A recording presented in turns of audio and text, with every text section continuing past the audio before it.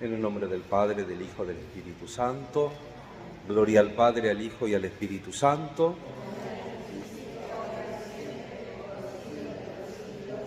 Santa Inés.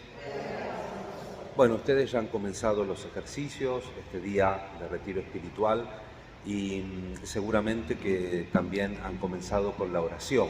Recordemos que siempre, tanto un día de retiro espiritual como unos ejercicios de más días, requieren de nuestra apertura al Espíritu Santo, que estemos abiertos al Señor, al Espíritu.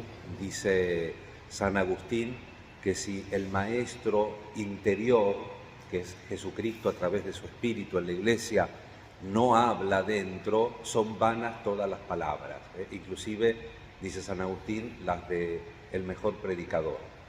Lejos estoy de serlo, así que es que más confiamos entonces en la acción del Espíritu sobre nosotros. El tema de hoy es las tentaciones de Jesús a partir de los pecados de debilidad en nosotros.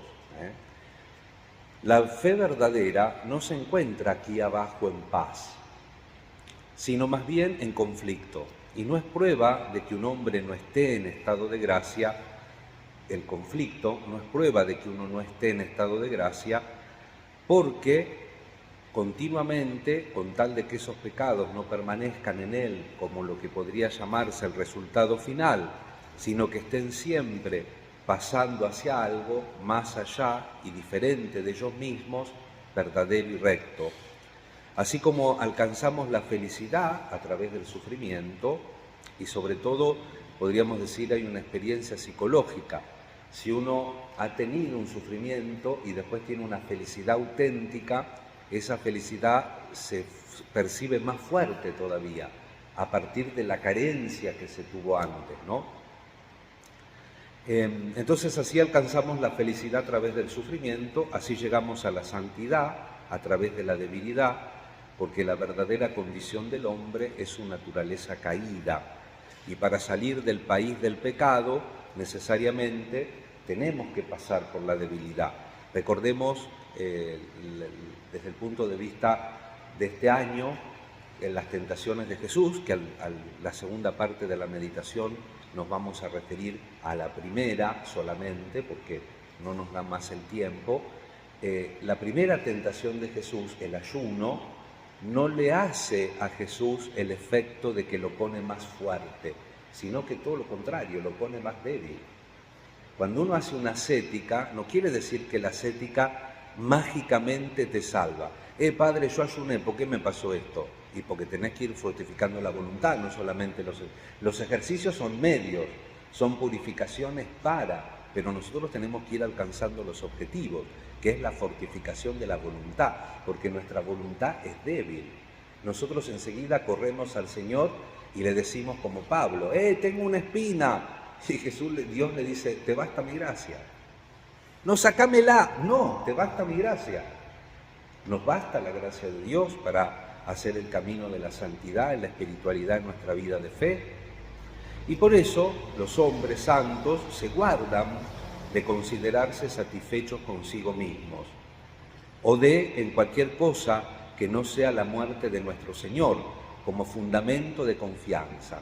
Solo el fundamento de confianza para el santo y virtuoso es la cruz. Por eso el Evangelio de esta mañana, el Evangelio de la tarde, es un pedacito de un capítulo de Juan. El Evangelio de hoy sábado, hasta las 3 de la tarde, ya pasamos la hora, la misa ahora que celebro en San Expedito, después tengo que celebrar en la Medalla y después tengo que celebrar aquí. Estas 3 misas van a ser del domingo, pero la misa de la mañana es del tercer sábado de la tercera semana de Cuaresma. Y en ese Evangelio es la parábola que cuenta Jesús a los que se sentían satisfechos de sí mismos, les cuenta la parábola del publicano en el templo, el fariseo que reza y el publicano que reza. Dice Jesús que el publicano baja justificado, aunque era pecador, y el fariseo, aunque era justo, no baja justificado. ¿Por qué? Porque hacía las buenas obras, pero estaba contento con él mismo. Yo hice las buenas obras, no las hizo el Señor. Y dice Jesús, sin embargo, el publicano no se atrevía a levantar la vista a Dios y solo decía, ten piedad de mí porque soy un pecador. ¿Me explico? Es decir, la única confianza es cuando nosotros experimentamos la cruz, y la única confianza que nosotros podemos tener es la misericordia de Dios, la apertura a la misericordia de Dios. Como fundamento de confianza, entonces, aunque esa muerte o esa cruz, en su medida, ya se ha producido, ya produjo en nosotros vida y ha realizado el propósito para el cual tuvo lugar. Ellos se ven como pecadores y su renovación les está oculta por las circunstancias que la acompañan. Todo lo que pueden decir de sí mismos es que no están al servicio de esos pecados que los excluiría claramente de la gracia. ¿Se entiende el concepto? Esto como... los que vean después esto por YouTube van a pensar que me desmayé. ¿Se entiende el concepto? Esta idea se la robo al santo John Henry Newman, el cardenal Newman, que los santos muchas veces pecan en las cosas chiquitas, no pensemos en pecados gruesos, pensemos la Madre Teresa de Calcuta, que dice que se confesaba todas las semanas y le decía cosas al confesor. No es que le decía al confesor, yo soy santa, vengo porque tengo que... No, le decía puntualmente cositas que uno diría, no, pero esto no es pecado, pero sí son pecados. Pero ¿cuál es el secreto del santo? Que el santo no está atado a eso, que eso no lo mueve, sino que entonces la psicología y la espiritualidad del santo es liberadora, no es conflictiva, no es amargada. ¿Me explico? Ese es el secreto, porque está enraizada en la misericordia y en el poder de Dios, y no está enraizada en la impotencia y en la fragilidad nuestra. Esa es la diferencia. ¿Dónde me apoyo yo? ¿En mi fragilidad y en mi debilidad, proyectada a veces también en los hermanos? ¿O me refugio y me apoyo en la misericordia y en la omnipotencia de Dios? Esta es una cosa que le robo al cardenal Newman y que me parece muy interesante. Bueno, y más adelante, todo lo que pueden decir entonces los santos de sí mismos es porque no están al servicio de esos pecados que los excluiría claramente de la gracia, pero que poca esperanza firme pueden fundarse en semejante evidencia negativa. Queda claro que las propias palabras de San Pablo sobre el tema, hablando de las censuras que le hicieron los corintios, es verdad que mi conciencia nada me reprocha, es decir, no soy consciente de nada, pero no por eso estoy justificado. Mi juez es el Señor, dice San Pablo en 1 Corintios 4:4. Muchas veces la gente viene a confesarse y me dice, no sé qué pecados tengo. ¿Qué les parece a ustedes? ¿Que mienten? No, no mienten. Pero lo que pasa es que consideran los pecados con lápiz grueso. Entonces, no robo, no mato, o vivo solo o sola, o tengo una pareja y soy fiel y listo. Pero los mandamientos no son 3 o 4, los mandamientos son 10. Y los primeros 3 son muy importantes. Y después que están los mandamientos considerados como derivados, por ejemplo, que están en los 10 mandamientos, pero que yo lo tengo que ejercer con mucha más generosidad porque me lo pidió Jesús. Por ejemplo, un tema que vino martillando estas semanas de Cuaresma es el tema del perdón. Si ustedes no perdonan, Dios no los perdonará a ustedes. ¿Y qué quiere decir el perdón? La dimensión del perdón. ¿Vivimos como perdonados? ¿Sé perdonar al hermano? Siempre hay que perdonar. No dice Jesús que a veces no. Siempre. ¿Cómo vivimos esas cosas? Entonces, ¿ven que el campo es mucho más? No robo, no mato. El campo es mucho más. No por eso, y tengo que hacer la aclaración, tenemos que tener una conciencia, tú peco todo, porque hay gente que no te puede decir en qué pecó, y si no te puede decir en qué pecó, no podés esperar que se corrija, porque si no determinás el pecado no te podés corregir. Pero por otro lado hay gente que percibe que tiene pecado. Dice, oh, yo peco mucho, padre, peco mucho. ¿Y en qué peca? Y no te sabe decir. Entonces, hay que ir conociéndose y hay que ir entonces confrontándose básicamente con la palabra y con la misericordia de Dios. Así como los hombres en una batalla no pueden ver cómo va, así también los cristianos no tienen signos ciertos de la presencia de Dios en sus corazones y no pueden sino mirar hacia su Señor y esperar tímidamente. Por eso adoptan con facilidad las conocidas palabras, no como expresando una cuestión de doctrina, sino como la propia experiencia acerca de ellos mismos. El pequeño fruto que tenemos en la santidad, Dios lo sabe, es corrupto y defectuoso. Es corrupto y defectuoso. No tenemos confianza ninguna en él, en el fruto, en nuestra obra. Nuestra súplica continua es y debe ser que soporte nuestras debilidades y perdone nuestras ofensas. Acá se lo robo esto también a Newman, que cita a un autor. Que perdone entonces nuestras debilidades y perdone nuestras ofensas. Enumeramos ahora algunas de las debilidades de las que hablo, que mientras ciertamente acosan a aquellos que no están en gracia de Dios y con graves añadiduras y agravantes fatales, son también posibles esas faltas en un estado aceptable y no implican en sí mismo la ausencia de una fe verdadera y viva. Este repaso servirá para hacernos más humildes a todos y quizás pueda alentar a los que están deprimidos por sentir un llamado tan alto, recordándoles que no están reprobados, que no estamos condenados, aunque no somos del todo lo que deberíamos ser. Y voy a separar tres grandes, es mucho, porque esto que yo les sintetizo pueden encontrar libros enteros, pero lo sintetizamos en 3 puntos.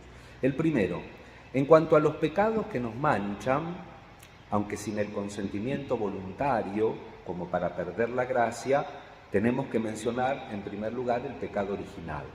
Como es que nacemos bajo una maldición que no causamos nosotros, no lo sabemos, es un misterio, pero cuando nos hacemos cristianos por el bautismo, esa maldición es removida.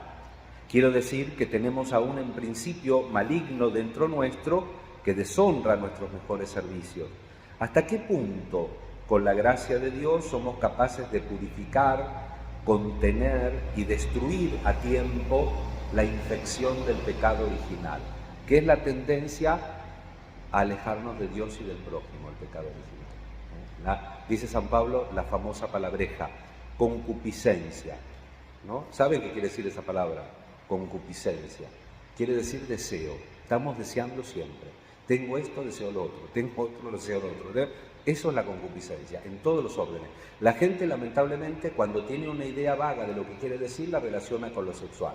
Y es un deseo más de millones de deseos que tiene nuestra pobre naturaleza humana. Entonces, ese es el problema. No estamos más bajo la ira de Dios, nuestra culpa es perdonada, pero la infección permanece aún. ¿Hasta qué punto, con la gracia de Dios, entonces somos capaces de purificar, contener y destruir a tiempo esta infección? Es otra cosa, pero no es removida inmediatamente toda por el bautismo, sino las consecuencias finales, la inclinación total al pecado y la muerte eterna. Y siendo así, es ciertamente la más grave humillación para aquellos que se esfuerzan en vivir de una manera digna del Señor, agradándole en todo. Es involuntario y por tanto no nos quita la gracia. Esta tendencia, dice Santo Tomás de Aquino, que a causa de, y un poquito permanecen las reliquias del pecado original en nosotros, que naturaliter homine tendit deorsum. Naturalmente el hombre tiende hacia abajo. Et supernaturaliter per gratia, y sobrenaturalmente por la gracia, tendit sursum, tiende para arriba, por la gracia de Dios. Pero tenemos que colaborar con la gracia de Dios para tender sursum, para tender hacia arriba, para levantarnos. Entonces, las cosas que son por esta tendencia del pecado original y por tanto involuntarias, no nos quitan la gracia, pero en sí mismas son miserables y pueden ser también en la percepción humillantes, y cada uno lo descubrirá en sí mismo por poco que se observe. Quiero decir, lo que se llama el viejo Adán, dice San Pablo, orgullo, profanidad, mentiras varias, no malas a veces, pero innecesarias, increencia, egoísmo. Dentro de la mentira está darle vuelta a la realidad, vuelvo a decirlo, no tal vez con mala voluntad, pero para darme la razón a mí. Entonces exagero una parte que tal vez está, pero para que ese subrayado me deje a mí en mejor posición. Codicia, la herencia del árbol, del conocimiento del bien y del mal, el pecado original. El otro día leí a un curita, que no sé dónde fue a dar una charla, no me acuerdo, que decía que no existía el pecado original. Y uno de los argumentos que daba era que en el Génesis había 2 relatos de la creación. Precisamente por eso no está consagrando una ciencia de cosmología. El Génesis no está enseñando geografía y biología, está enseñando la verdad del hombre en 2 relatos distintos de la creación y en un relato del pecado original. Lo que nos está enseñando el relato del Génesis es que el pecado original es que el hombre comió del árbol del conocimiento del bien y del mal. Y por tanto el hombre quiere decirse lo que está bien y lo que está mal y no acepta que se lo diga Dios. ¿Me explico? Esa es la revelación y lo que en el dogma cristiano se cree del pecado original. Lo otro habría que mandar a estos padrecitos, que cada tanto sale alguno, de nuevo a estudiar al seminario. Me acuerdo Benedicto XVI, en una charla que yo estuve en Roma de él, una de las cosas que decía, dice, si hay algo hoy que es evidente es que hay el pecado original, por ver cómo vive la gente, a veces hasta animalescamente. Si hay algo que hoy es evidente es el pecado original, sin saber mucha teología. Bien, entonces, la herencia del árbol del conocimiento del bien y del mal, que es ¿se acuerdan que había 2 arbolitos que no podían comer en el segundo relato, no? Hay 2 relatos, en uno sí.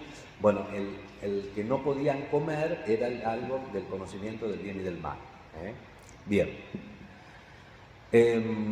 Pecados que las palabras de la serpiente sembraron en los corazones de nuestros primeros padres, que brotaron y dieron fruto, el 30, el 60 o el 100 por 1, y que nos han sido transmitidos por descendencia carnal. ¿Qué hizo la serpiente básicamente? ¿Qué hizo el demonio básicamente? Sembró la duda, hizo que Adán y Eva desconfiaran de Dios. Él les dijo que no coman porque si comen se van a volver. Y eso, ustedes hagamos un examen de conciencia interior, si tenemos un problema con alguien, y siempre que nos peleamos o le cerramos el corazón a alguien, está la desconfianza hacia el otro. No, me quiere engañar, me quiere pasar. A mí no me va a pasar, yo lo veo mejor. ¿No es así? Cada uno resuelva lo suyo. Estos elementos no para que vos resuelvas lo del otro. Estos elementos, me lo digo a mí el primero, es para que yo resuelva lo mío. Pero esta es la dinámica del pecado original que ha quedado impresa por como dice el dogma del pecado original, a través de la descendencia carnal, se transmite de esta forma el pecado original. Segunda catalogación, dijimos 3. Primera esta que dijimos, segunda. Otra clase de pecados involuntarios, que a menudo no son tales como para quitarnos la gracia, no más que la infección de la naturaleza, pero son más humillantes y angustiosos, consisten en los que brotan de nuestros hábitos de pecados anteriores, aunque ahora hayamos sido abandonados, aunque los hayamos abandonado hace tiempo. No podemos deshacernos del pecado cuando queremos, aunque estemos arrepentidos y Dios nos perdone. Todavía permanece su poder en nuestras almas, en nuestros hábitos y en nuestra memoria. Le ha dado color a nuestros pensamientos, palabras y obras, y aunque con muchos esfuerzos quisiéramos terminar con esos pecados, no es posible sino gradualmente. Los que han sido perezosos o engreídos o obstinados o impuros o mundanos en su juventud y luego vuelven a Dios, quisieran ser distintos de lo que han sido, pero su antiguo yo se aferra a ellos como un vestido envenenado y los devora, no pueden hacer lo que quisieran y por tanto parecen volver atrás a ese estado pagano que el apóstol describe cuando en Romanos 7:24 clama: pobre de mí, ¿quién me librará de este cuerpo que me lleva a la muerte? Y la tercera catalogación, Otra clase de pecado involuntarios son los que brotan de la falta de autodominio. Y acá me detengo, no hago más enumeraciones, porque esta es la raíz de nuestro mejorar como cristianos. Para mejorar como cristianos tenemos que mejorar la voluntad, que es lo que a veces nos hace falta. La voluntad para corregir y la voluntad para perseverar. Entonces, otra clase de pecados involuntarios son los que brotan de la falta de autodominio, es decir, de una mente que posee más luz que fuerza, conciencia informada, pero un principio de gobierno débil. El alma del ser humano está destinada a ser un gobierno bien ordenado, en el que existen muchos poderes y facultades, cada uno en su debido lugar. Por ello, exceder sus límites es pecado, pero no pueden permanecer dentro de esos límites sin ser gobernados. Y no estamos a la altura de esta tarea de gobernarnos, sino después de un largo hábito. Pensemos inclusive un ejercicio espiritual del mundo del espíritu. Días pasados, en la semana, los que vienen a misa cada día, el Evangelio de hace un par de días nos hablaba del endemoniado, que Jesús dice que se echa de la casa y que si uno no toma el control de la casa, la limpia, la cuida, tiene voluntad, ¿qué hace el demonio? Va, busca 4 o 5 peor y vuelve otra vez y el desparramo tremendo. Entonces, también desde el punto de vista espiritual, tenemos que tomar control y gobierno de nuestra vida. Mientras aprendemos a gobernarnos, estamos constantemente expuestos al riesgo, o más bien al hecho de numerosos fracasos. No hay que tenerle miedo a los fracasos, porque el hecho de fracasar es que estamos vivos. No hay que tenerle miedo al fracaso. Hay que tenerle miedo al intentar salir de las situaciones. Entonces, por otra parte, tenemos fracasos, aunque triunfamos finalmente, y por eso, como termino de decir, el proceso de aprender a obedecer a Dios es en cierto sentido un proceso que incluye o que supone el pecado por naturaleza del caso. Tenemos mucho para ser perdonados, más aún, tenemos mucho para ser perdonados cuanto más intentamos. Cuanta más elevamos nuestros objetivos, mayores serán nuestros riesgos, pero mayor también será nuestro acercamiento a Dios. Padre, siempre hago lo mismo, me tengo que confesar siempre. Claro, ese es el secreto, porque el demonio también te va a tentar por ese lado para decir, no, ¿para qué te vas a ir a confesar si después lo vas a volver a hacer? No, hay que confesarse siempre, que sea necesario. Aquellos que arriesgan más con sus talentos ganan más y al final escuchan en su corazón las palabras, bien siervo, bueno y fiel, entra a participar del gozo de tu Señor, de Mateo 25. Pero tienen tantas pérdidas de paso que les parece que no han hecho nada sino fracasar. No pueden creer que han hecho algún progreso y aunque lo hacen, seguramente tienen mucho para ser perdonados en todos sus servicios. No así el que se contenta como está, que tiene un poco del tango, como digo yo acá tanto en la misa, ¿se acuerdan? Si soy así, ¿qué voy a hacer? Si nos quedamos, si soy así, ¿qué voy a hacer? No vamos ni para atrás ni para adelante.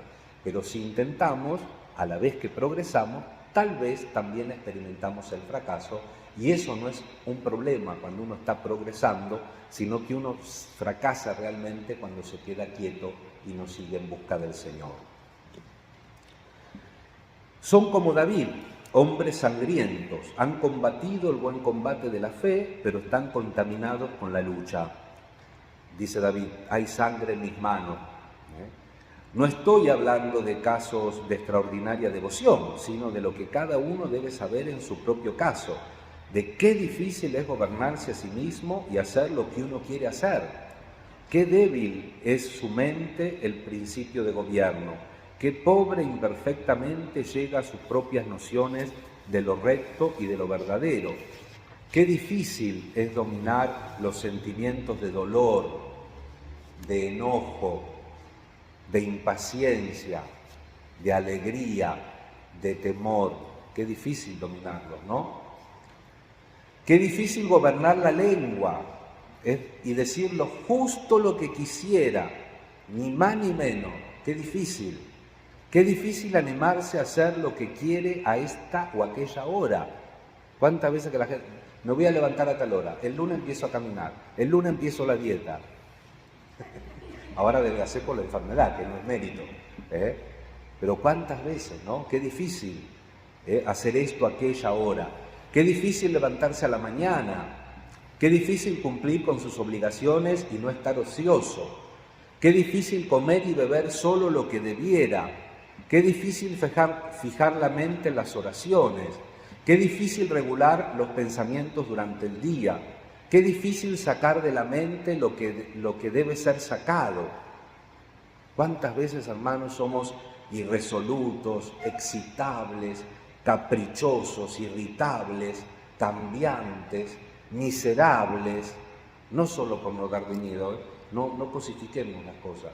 Miserables con el tiempo, miserables con el perdón, miserables tantas cosas.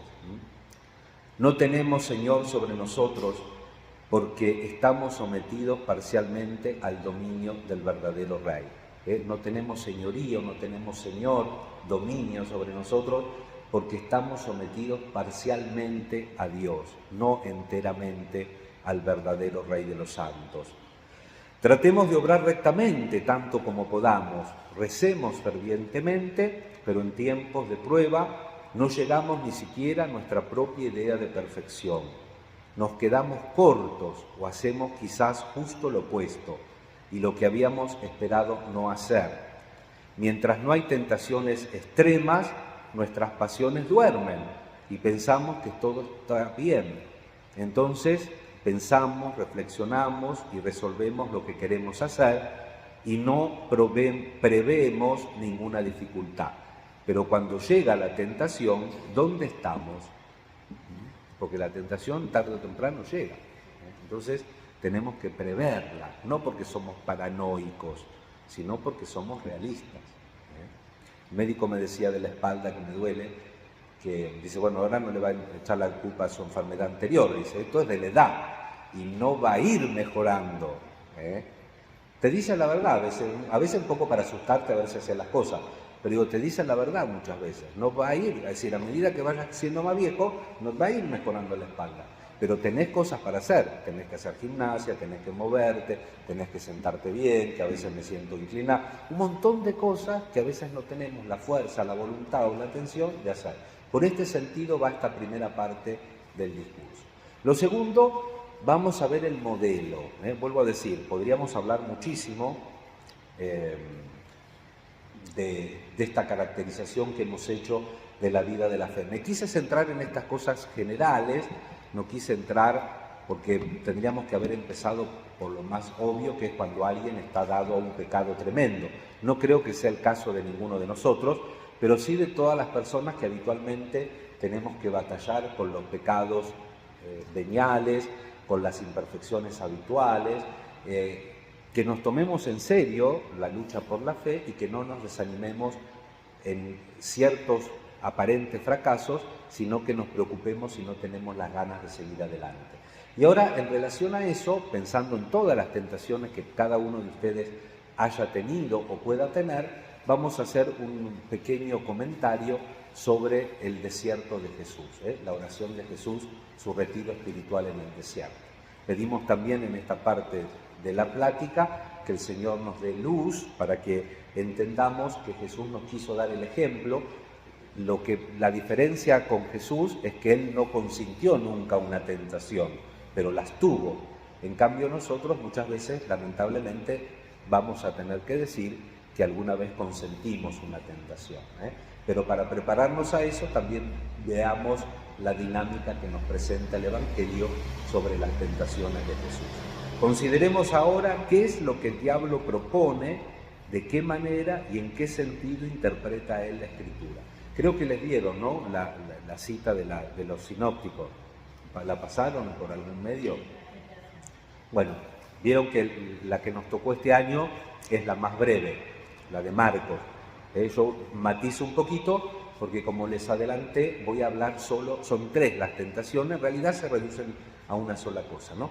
Pero voy a hablar de la primera tentación. El diablo propone a Jesús que convierta en pan las piedras del desierto, refiriéndose así al milagro mosaico de Moisés del maná. Según la tradición rabínica, el Mesías ha de repetir este milagro de forma definitiva. Es decir, para los judíos, el Mesías debe dar para siempre el pan a la humanidad, desterrar el hambre y crear un mundo donde todos puedan saciarse, el mundo de la perfecta prosperidad. Este sería el verdadero signo del Mesías, la verdadera redención de una humanidad que padece el flagelo del hambre. Esto es cierto, la versión auténtica y definitiva del milagro del desierto. De acuerdo con esta interpretación, el Mesías es aquel que satisface plenamente el hambre y allega el pan para todos y por siempre. Esta tentación se hace de nuevo presente después de la multiplicación de los panes, vinculada también con la segunda tentación, la del poder. El rechazo de estas dos tentaciones señala el comienzo de la pasión de Jesús. Con esta segunda repulsa de las dos tentaciones se inicia el Vía Crucis, se nos encamina hacia el misterio pascual. Recuerdan que después de la multiplicación de los... No quiero entrar acá porque es una señalización nada más. Recuerdan que después de la segunda multiplicación de los panes, todos lo buscan para que sea rey. Y Jesús dice, no, por acá no va. Y a partir de ahí va la cruz. Por acá no va. Bien, la propuesta del diablo resulta realmente atendible. El hambre es una de las plagas más trágicas que padece la humanidad, expulsada del paraíso. Si tuviéramos nosotros que expresar espontáneamente una idea de redención, el pan sería sin duda el problema central.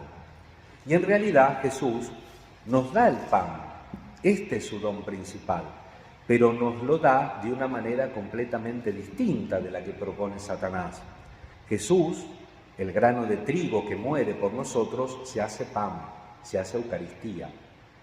La multiplicación de los panes se prolonga en la Eucaristía hasta el fin de los tiempos, cuando Dios, ya sin velos, será para siempre nuestro pan. Con su muerte Jesús realiza el signo del maná y se revela como el verdadero y definitivo Moisés.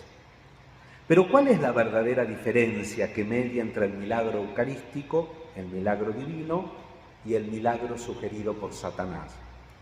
No resulta fácil hallar el núcleo de esta diferencia, que es, sin duda, esencial. La respuesta del Señor, tomada del Deuteronomio y de su interpretación del maná, esclarece un punto capital, el primado de la palabra de Dios para la salvación de los hombres. No de solo pan vive el hombre, sino de toda palabra que sale de la boca de Dios, dice Lucas 4:4 y Mateo 4:4. Si no encuentra respuesta el hambre de verdad, si no se cura las enfermedades del alma herida por la mentira, o en otras palabras, cuando Dios y la verdad se hallan ausentes, no puede salvarse el hombre. Aquí descubrimos la esencia de la mentira diabólica, en la visión que el diablo tiene del mundo. Dios aparece como algo superfluo, como algo que no es necesario para la salvación del hombre. Dios es un lujo para especialistas. Según él, la única cosa decisiva es el pan, la materia. El centro del hombre, resumiendo a lo bestia, sería el estómago. La mentira del diablo es entonces una mentira peligrosa, porque recoge y absolutiza una parte de la verdad.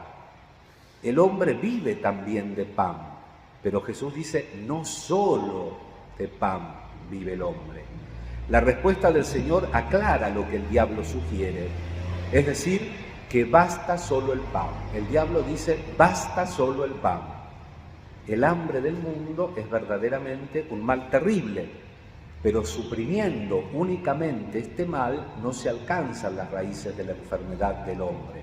Por caso, miremos las sociedades más desarrolladas de nuestro mundo, los países escandinavos, por ejemplo, o Japón, que tiene un nivel de desarrollo estupendo.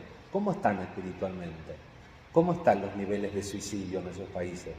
¿Ven que no es solamente necesario el pan material? En su tiempo Jesús multiplica los panes. pero los multiplica por medio de la caridad que distribuye a través de su palabra, la palabra que hace más panes de los que hay, palabra en virtud, en fuerza de la cual el hombre se abre a la verdad y de ese modo se salva realmente. En otros términos, solo Dios basta si alguien otorga al hombre todos los bienes del mundo, pero le esconde a Dios, no lo salva. No sería esto salvación, sino fraude y mentira. Repitámoslo una vez más, la mentira del diablo es peligrosa porque se parece increíblemente a la verdad, absolutiza el aspecto más llamativo de la verdad. Llegamos ahora al punto en que debe dar comienzo nuestro examen de conciencia, en una doble dirección. ¿No nos hallamos también nosotros expuestos al peligro de pensar que Dios no es de primera necesidad para el hombre y que el desarrollo técnico y económico es más urgente que el espiritual? ¿No pensamos también que las realidades espirituales son menos eficaces que las materiales? ¿No se abre paso también entre nosotros una cierta tendencia a diferir el anuncio de la verdad de Dios porque juzgamos que hay que hacer primero cosas más necesarias?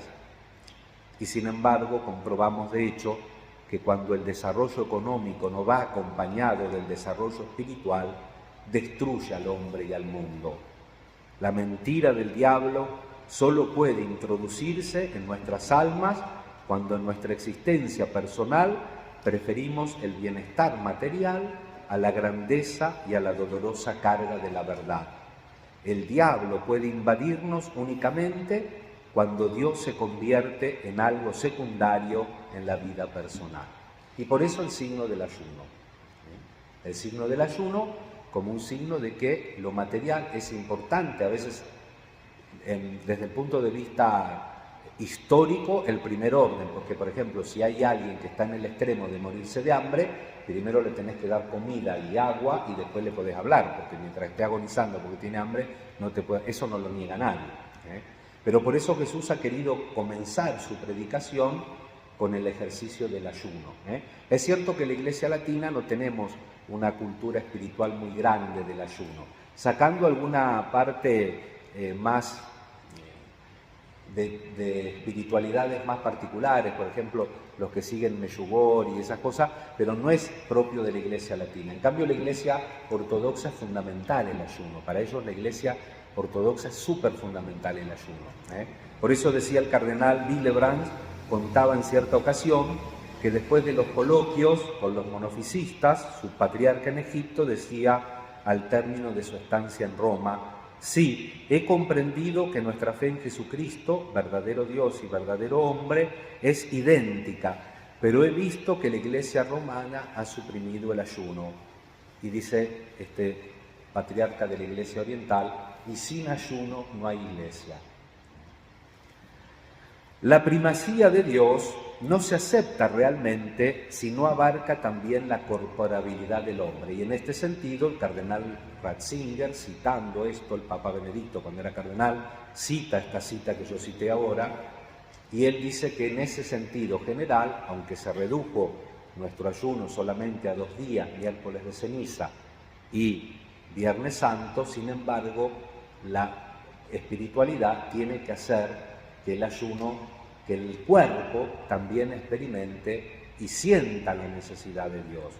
La primacía de Dios no se acepta realmente si no abarca también la corporalidad del hombre. Los 2 actos centrales de la vida biológica del hombre son la alimentación y la propagación de la especie, la sexualidad. Por esta razón, ya en los inicios de la tradición cristiana, la virginidad y el ayuno constituyen 2 expresiones indispensables de la primacía de Dios, de la fe en la realidad de lo verdadero. Ven que es muy importante entender esto.